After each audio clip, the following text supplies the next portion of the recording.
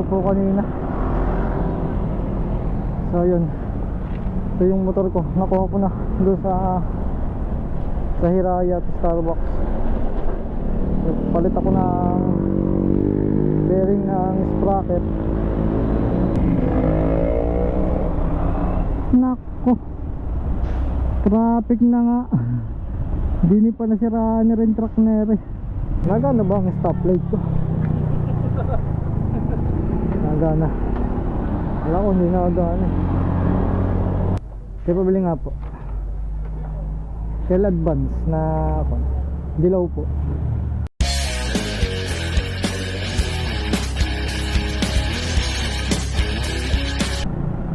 Ay, okay na. Naghang ang aking GoPro kanina. So yun, ito yung motor ko, nakuha ko na doon sa Hiraya at Starbucks. Palit ako ng bearing ng sprocket. Yun yung pinaltang ko. So yun, bale pauwi na ako. Tumigil lang nga lang ako dito kasi naghang yung GoPro kanina. Inayos ko lang. At tara, pauwi na ako. Ako ay matutulog pa.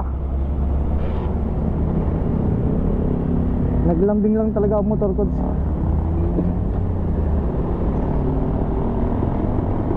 Ganito ito pag naglalambing, biglang may hinihingi.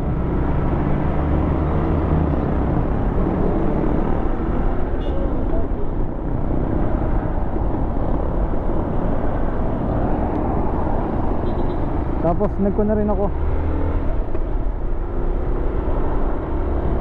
Ko na rin ng brake light. Kasi pundi ito ko nung nakaraan. Nagko na rin ako, nagpalit na rin.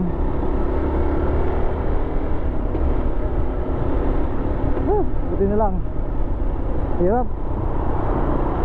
Kaninang umaga biyahe ako pa uwi. Tapos pag uwi ko, natulog lang ako ng ilang oras. 6 na ako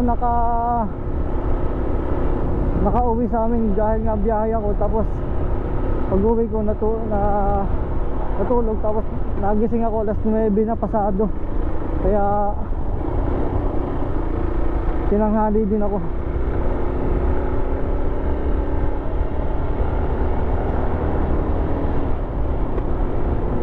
Kaya pala ang motor ko, napapansin ko nung mga nakaraang araw ay kapit ang preno, tapos pag inaatras naagit-it. Yun na pala yung senyales na basag na yung bearing. Buti ka mo, mabait pa rin tong motor ko talaga. Kasi biruin nyo, nakaparking siya nung nasira. Nung nakita ko, nung lumuwa yung kabitan ng kadena. Kung nagkataong nasa biyahe ako, tapos kahapon ang takbuhan ko nasa 100. So buti na lang at mabait pa sa atin. Napakabait nitong motor ko sa akin. Kaya ang pangalan nito bait kasi binibigyan niya ako ng yun, ganun na, yung mga ganung sira hindi sa mga alanganin o natakbo, laging konsya, nakatigil. Kaya mahal na mahal ko to kahit na hindi isang beses isang buwan kong linisin pero mahal na mahal ko to. Ito yung lagi kong kasama sa araw-araw, sa pagpasok sa trabaho, sa paggala, diba?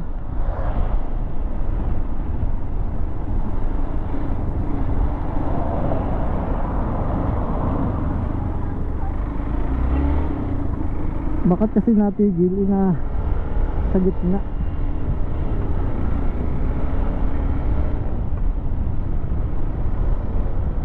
Yan,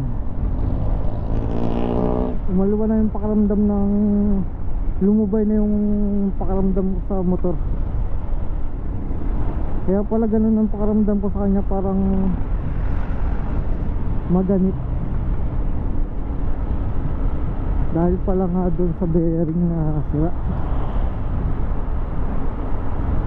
Buti nilang mababait yung gwardiya doon sa Hiraya.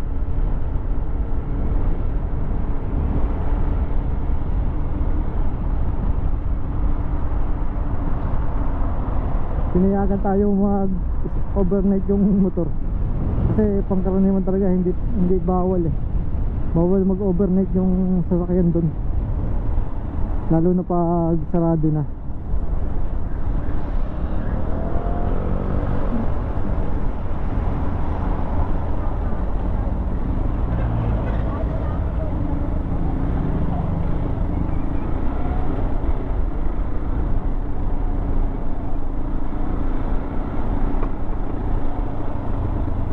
Nung nakaraan, yung nagka-problema yung pito ko sa unahan, ang lakas ng singaw. Tapos ito naman sunod, nung napix ko yung sa unahan, ito naman likuran, palitan lang sila.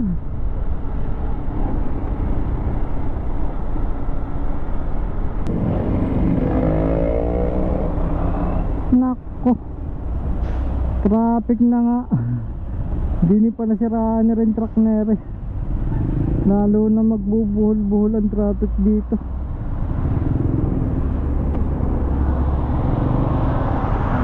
Dahil dito dini pa nasiraan sa sikip, lalo na dyan, mahirap dyan bukas. Traffic na sigurado pag hindi naalis ngayon. Okay, nagana ba ang stoplight ko? Nagana, wala ko, hindi nagana. So total naman, naglambing na rin naman tong motor ko. So yun,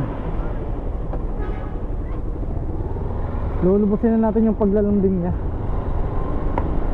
Tayo ay magpapa-change oil o bibili ng langis tayo na. Ako na mag-change oil, bibili ako ng langis.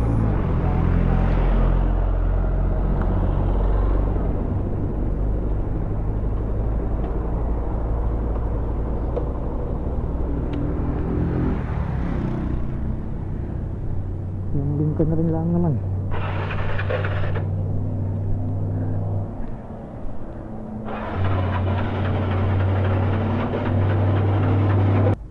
Kaya pabili nga po Shell Advance na dilaw po.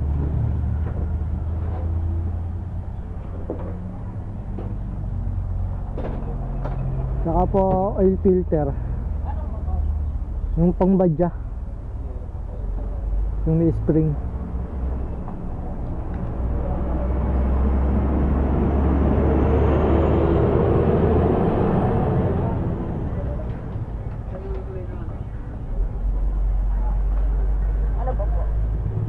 Ano po? Magkano po?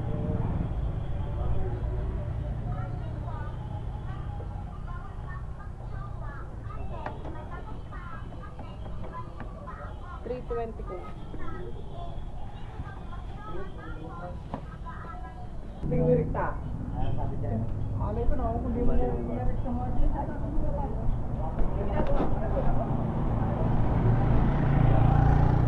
Naglambing na rin lang naman siya, di lubusin na natin.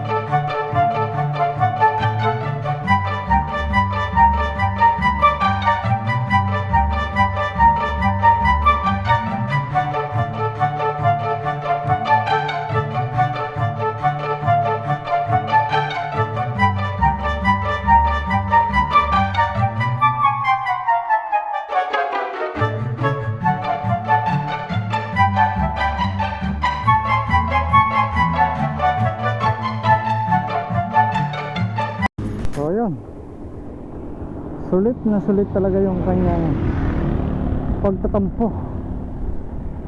So bali mamayang hapon ko na siya i-change oil. So bali ginawa ko yan, nilinisan ko muna para talagang sulit na sulit, hindi na siya magtatampo. Ligo na natin.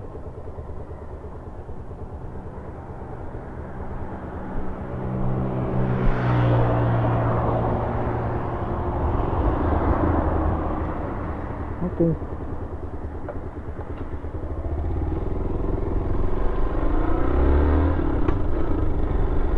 Diba?